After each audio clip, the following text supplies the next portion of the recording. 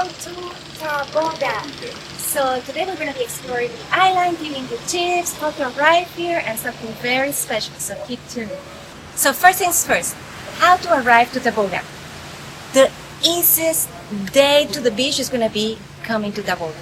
You go online and there are 3 or 4 companies that can sell you tickets online. The one that I use the most is the Taboga Express. So if you Google Taboga Express ferries to Taboga, that one will come up on the top. You also have Calypso, you have Roca, but usually that's the one that I use.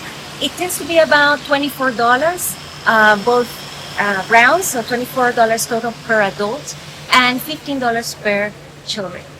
Now, one of the things that you have to know is that you have to be at the dock on time. So in Panama City, it's in Amador, and here, that's where the dock will arrive.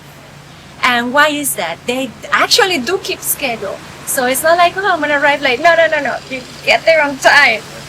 And I think probably it's because they only have one dock and all the companies have different schedules so that people can land and offboard and all that. So be mindful and arrive early. We are here at the very beginning of, this is where everybody comes in. And do note, 2 tips more, come with small bills because they do charge an entry for the maintenance of the island. It's $1 a person. And also they have bathrooms and showers, which I think is great because you have the beach right here. And they will also charge you, I think, like 50 cents, $1, $1.50. So do carry small bills with you. So when you come to Taboga, you'll see that you have 2 different beaches. This is where all the action is. So if you want a lively beach, you'll find it here. But also this is the one that has the famous Taboga tamarind trees. And I love them because they are legendary. They've been here for hundreds of years. The painter Roberto Lewis painted them for the presidential palace in Panama. So if you ever do that tour, you'll see tamarind trees and these tamarind trees. On the other side, there's a tranquilo beach. So if you want a tranquilo day, you go there. If you want more of that party day, you come here and you'll get new friends.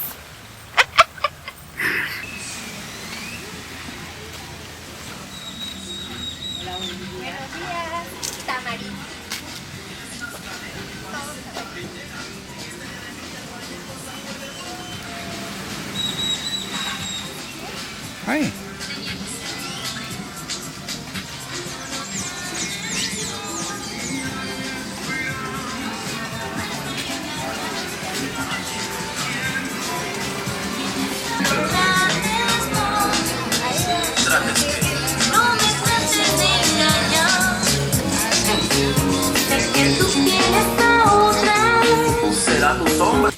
But you know, this island has this nickname of Isla de las Flores, and you'll see it all over the place because everything kind of grows. It's crazy. When the sun shines, you know what this reminds me of? Like that Sicily sun that is like whoosh. And in fact, Sicily is packed with the same flowers, like these pink flowers that are on that side. You'll see them all around. And it has a little bit of that dynamic of that intensity of the sun. You know, legend says, well, actually it's true, Paul Gauguin spent some time here. Paul Gauguin at some point decided that he wanted to work as a worker on the French Canal, actually digging the thing. So Paul Gauguin came and obviously fell sick immediately. I mean, on those days, malaria was nobody knew it was the mosquito and all that. Check out these flowers, I mean, amazing. So he fell sick, and Taboga in those days was the place where people would come and recover because it was drier, it was healthier. So he spent here quite some time and was inspired by all the colors and the flowers. Eventually he left to Martinique and to become Paul Gauguin in Tahiti. But know that first there was Taboga. He was here first. Rush minute. The one car in Taboga. So Taboga is a fascinating place. And maybe we'll talk about a little bit of the history. But also, population-wise, it's probably under 1,000 people. It's got one school which is right behind us. It's like Waterview School. And this is our Tranquilo Beach. You can have, there's a restaurant on that side. We just passed it, Bahia Onda. So you can have wonderful fish. There's like kind of like a fish shack. There are places to eat here, there are places to stay, there's a true community. People don't understand how old this town is. Just to give you an idea, this is basically 150 years older than Casco Viejo. FYI.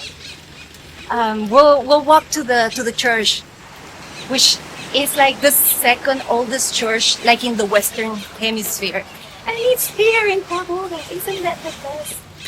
So this is a true historic town that has grown very organically. The other thing I enjoy so much about Taboga is what we call the veredas, the caminos.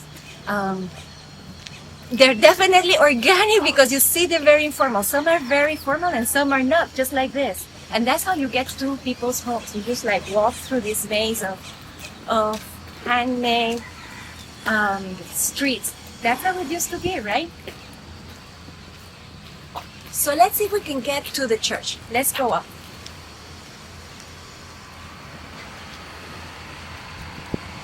This is my favorite. These things smell fantastic.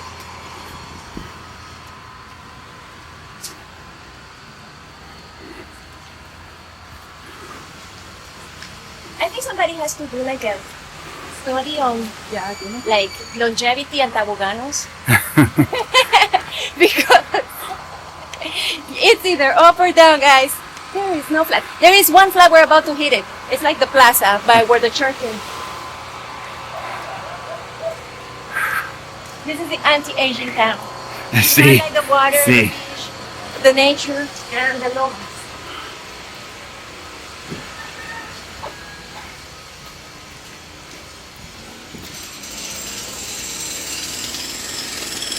So you can see in a very strange way, it's like, almost like a very European town. Like all those old European towns, they speak directly to the street. And you still see ruins with proper colonial stone. And we're about to get to the church.